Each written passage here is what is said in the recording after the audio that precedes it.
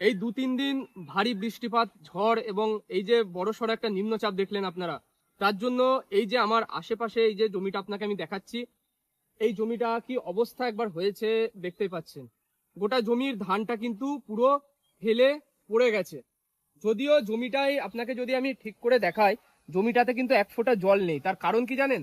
তার কারণ হচ্ছে এই পাশে কিন্তু দেখতে পাচ্ছেন, পাশে রয়েছে একটা নালা, বা এটা হচ্ছে একটা পুকুরের মতো, যেখানে কিন্তু জলটা আমার অটোমেটিক যেখানে জলটা নেমে গেছে, মানে কোনো ঘাই কিছু কাটতে হয়নি।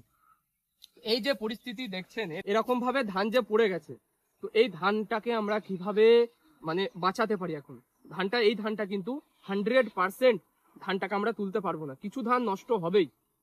তো আমরা এই সময় আমাদের কি করণীয়? আমরা কি পরিস্থিতি দেখলে আমরা এই ধানটাকে কাটবো, বা এটাকে কাটলে আমরা হাতে কাটবো নাকি হচ্ছে মেশিনে কাটবো? কোনটায় আমাদের কম পয়সা খরচ হবে, বা কোনটাতে আমাদের কম ক্ষতি হবে, ধানটা কম ঝরবে কোনটাতে?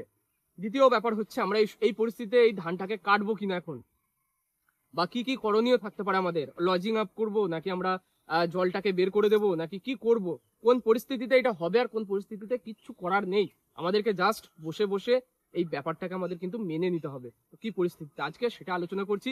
ভিডিওটা সম্পূর্ণটা দেখবেন, ভালো লাগলে অবশ্যই চাষি বন্ধুদের মধ্যে শেয়ার করবেন। আজকে সরাসরি মাঠে এসেছি এবং এমন একটা জমি আপনাদেরকে আমি এখন দেখালাম, যে জমিটা হচ্ছে বাঁশতলার ধারে, মানে এখানে কিন্তু মানে হাফ জমিতে কিন্তু ছাওয়া পড়ে, মানে অধিকাংশ টাইম কি হয়, ছাওয়া থাকে, বেশি রৌদ্র পড়ে না, তাই গাছের গোড়া কিন্তু নরম। দ্বিতীয়ত হচ্ছে বাঁশতলার ধার, যেহেতু ঝোড়ো হাওয়ার পরিমাণটা বেশি, তো সেই কারণে এই জমিটা ব্যাপকভাবে কিন্তু ধানটা পড়ে গেছে। ধানটা কয়েকদিন আগে এই ধানে আবার শোষকও লেগেছে, নানা রকম কারণে কিন্তু এই ধানটা বেশি পরিমাণে দেখছেন শুয়ে গেছে। এই ধানটার ক্ষেত্রে আমরা কি করতে পারি?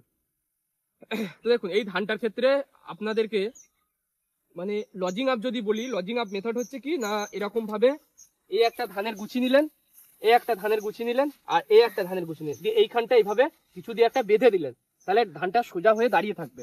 মানে আমি বলতে চাইছি একটা পায়া বা একটা 4 পায়া টেবিলের মতো বা চেয়ারের মতো তৈরি করতে বলছি।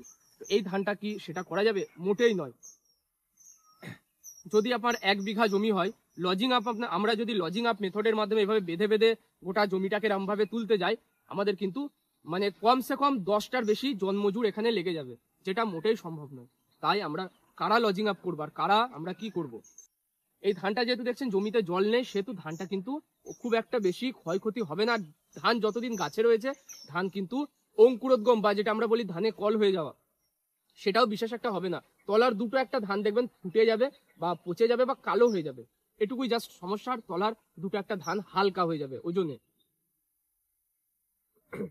তো এই জমিটাতে আমাদের কিন্তু কিছু করণীয় নেই, জাস্ট করণীয় কখন থাকতো, যদি জমিতে জল দাঁড়িয়ে আছে, আমরা মানে আলপথ কেটে জলটাকে বার করে দেবো, বা মেশিনের মাধ্যমে মানে জলটাকে আমরা কিন্তু তুলে অন্য কোনো ফাঁকা জায়গায় আমরা ফেলবো। এটাই ছিল একটা পথ, কিন্তু যেহেতু এই জমিতে কোনো জল নেই, সেহেতু এই জমিতে কিছু করণীয় নেই। এখন আমি আপনাদেরকে আরেকটা জমি দেখাচ্ছি, স্ক্রিনে দেখুন। এই যে জমিটা দেখছেন, এই জমিটাতে দেখতে পাচ্ছেন গোটা জমিটার মধ্যে জাস্ট একটা কোণে, মানে একটা অংশে, মানে আমি বলতে চাইছি 10 ভাগের 1 ভাগ অংশে দেখতে পাচ্ছেন ধানটা হেলে পড়ে গেছে। এটা কি হবে? এটা যদি আপনি কোনো ব্যবস্থা না নেন, এটা কিন্তু 1 দিন 2 দিন 3 দিন পর পর যত দিন যাবে না, ধীরে ধীরে ধীরে ধীরে আরো কিন্তু হেলে হেলে গোটা জমির ধানটা কিন্তু হেলে পড়ে যাবে। সেটা যাতে না হয়, এই ধানটাকে আমরা বাঁচাতে পারি 100%। সেটা কি হয়? সেটা হচ্ছে আমরা এই যে আমি আপনাদেরকে যে মেথডটা দেখালাম, ওই যে জায়গাটা ধানটা পড়েছে সামান্য, সেই জায়গায় এরকম ভাবে কিন্তু 3টে ধান, পাশাপাশি 3টে ধান নিয়ে এভাবে কিন্তু আপনি কিছু একটা দিয়ে এখানটা বেঁধে দেবেন। ঠিক আছে, এইভাবে বেঁধে দেবেন। এতে করে কি হবে? এতে করে কিন্তু ওই যে আমার যে জায়গাটা ঠাড়ো দাঁড়িয়ে আছে, সেই জায়গাটা কিন্তু নতুন করে আর হেলে পড়তে পারবে না। ঠিক আছে, আর যে ধানটা পড়ে গেছিল সে ধানটাও কিন্তু আমার সোজা হয়ে গেল, সে ধানটা কিন্তু আমার বাড়িতে চলে আসবে। আর পাশাপাশি কি করব, নিচু জমি হলে আমরা আলপথ কেটে জলটাকে বের করে দেওয়ার চেষ্টা করব। যদি দেখি আমার আশেপাশের জমিতে ধান কাটা হয়ে গেছে, বা দেখছি হয়তো তারপরের কোনো একটা জমিতে ধান কাটা হয়ে গেছে, বা দেখছি হয়তো একটু দূরে কোথাও ডোবা জায়গা আছে, আমরা কিন্তু প্রত্যেকটা জমি, আমার জমির আলটা কাটলাম, জলটা বের করে পাশের জমিতে দিলাম, সেখান থেকে আবার আলপথ কেটে আমরা তার পাশের জমিতে দিলাম। ওইভাবে কিন্তু মানে জলটা সব থেকে যে ডোবা জায়গা, সেখানে আমরা বের করার চেষ্টা করব। উপায় না থাকলে আমাদের কোনো দরকার নেই, আমরা কিন্তু এই লজিং আপ করে দেবো। লজিং আপ করতে মানে সামান্য জায়গা, যদি জমির সামান্য জায়গাতে এরকম ধান পড়ে যায়, লজিং আপের মানে বিশেষ কিছু যে খরচ খুব বেশি হয় না। কিন্তু যদি গোটা জমি পড়ে যায়, সেক্ষেত্রে লজিং আপ করার কোনো যুক্তি নেই। তাতে করে প্রচুর পরিমাণে কিন্তু খরচ হয়ে যাবে, যে খরচ আপনার ধান বিক্রি করে উঠবে না। তো এই হচ্ছে মেথড, এছাড়া আর কিন্তু কোনো মেথড নেই। এখানে কোনো স্প্রে করে যে আপনি কাজ করবেন বা কোনো কাজ পাবেন তাও নয়। এখন যে পোকার স্প্রে করবেন আমি তাও বারণ করবো, কারণ পোকার স্প্রে এখন দরকার নেই। এখন যদি দেখছেন ধানটা আমার মানে 50%-এর উপরে হলুদ হয়ে গেছে, মানে দানাগুলো হলুদ হয়ে গেছে, আপনি তৎক্ষণাৎ কি করবেন, ধানটা কেটে ফেলবেন। কেটে কিভাবে কাটবেন এটা হচ্ছে প্রশ্ন। মেশিনে কাটবেন নাকি হাতে কাটবেন, কোনটাতে কম পয়সা খরচ হবে, কোনটাতে ধানটা কম নষ্ট হবে।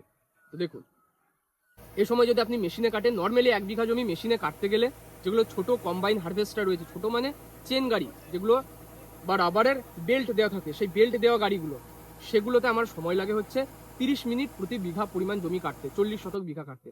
আর যেগুলো টায়ারের গাড়ি মানে ট্রাক্টর উপরে চাপানো থাকে, দেখবেন বড় হারভেস্টার বড় কাটা রয়েছে, সেই সব জমি সময় লাগে হচ্ছে মোটামুটি 25 মিনিট। এটা হচ্ছে নর্মালি একটা জমি কাটতে সময়। এরপরে এই যে পড়ে যাওয়া ধান, এটাকে কি করতে হয়, এটা বড় গাড়িতে কাটা যাবেই না। ছোট যে কম্বাইন হারভেস্টার গুলো রয়েছে, মানে একটুখানি সাইজের ছোট, সেই সমস্ত কম্বাইন হারভেস্টারে কাটা যায়। তাও কাটতে গেলে কি হয়, তাকে বারবার কিন্তু পিছোতে হয় এবং তারপরে মাটি একদম আঁচড়ে ধানটাকে তুলতে হয় এবং তারপরে আবার এগিয়ে গিয়ে কাটতে হয়। এই করতে করতে তার মোটামুটি একটা জমি 1 বিঘা পরিমাণ কাটতে 1 ঘন্টা 10 থেকে 15 মিনিট সময় লাগে। 1 ঘন্টার রেট হচ্ছে আজকের দিনে বিভিন্ন জায়গায় মোটামুটি 3200 থেকে 3500 টাকা। তো 1 ঘন্টা 10-15 মিনিটের রেট আপনি বুঝতে পারছেন, প্রায় 4200 টাকার অধিক হয়ে যাচ্ছে। এত পরিমাণ টাকা আপনি যখন জমিতে খরচ করবেন, উপরন্তু কি হবে, এক তো টাকা গেল, উপরন্তু কি হবে, এই যে যখন আঁচড়ে আঁচড়ে ধানটাকে তোলা হবে, সেই ধান কিন্তু প্রচুর পরিমাণে ঝরে যাবে।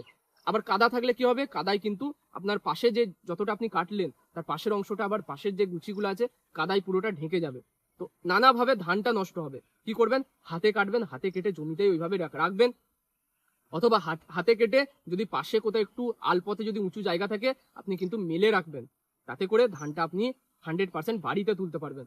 খরচ বেশি হবে, আমি আবার মানছি খরচ বেশি হবে তুলনামূলক, কিন্তু ধানটা 100% বাড়িতে আসবে। আর মেশিনে কাটার চেয়ে আপনি কিন্তু এতে লাভবান বেশি হবেন হাতে কাটলে। এই পরিস্থিতিতে যদি দেখছেন সম্পূর্ণ জমির ধান পড়ে গেছে, কারণ এই জমিটা যদি আবার বেশি দিন আপনি ফেলে রাখেন, তলার ধানগুলো কিন্তু সাদা হয়ে নষ্ট হয়ে যাবে, কালো হয়ে দানাগুলো নষ্ট হয়ে যাবে। যেটা যাতে না হয়, আপনি 50%-এর অধিক ধান পেকে গেছে বুঝলে আপনি কিন্তু কাটতে শুরু করবেন। যতদিন ফেলে রাখবেন ততদিন নানা রকম, এখানে আবার নানা রকম রোগের প্রকোপ দেখা দিতে পারে। তাই তড়িঘ ঘড়িঘ ধানগুলো কাটবেন। আর যাদের দেখছেন জল কেটে দেওয়ার ব্যবস্থা রয়েছে, জল কেটে দেবেন। এই হচ্ছে আজকের ভিডিও। খুব ছোট্ট করে আপনাদেরকে আমি জিনিসটা বোঝানোর চেষ্টা করলাম যে কি কি আমাদের হাতে রয়েছে, কি কি আমরা করতে পারি।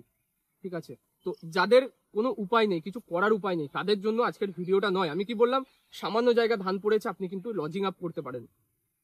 সামান্য গোটা জমি হয়তো ধান পড়েছে, 50%-এর অধিক পেকে গেছে, আপনি হাতে কেটে সেটা জড়ো করতে পারেন। তো এই কিছু মেথড রয়েছে যেগুলো আপনাদেরকে কিন্তু অবলম্বন করতে হয়।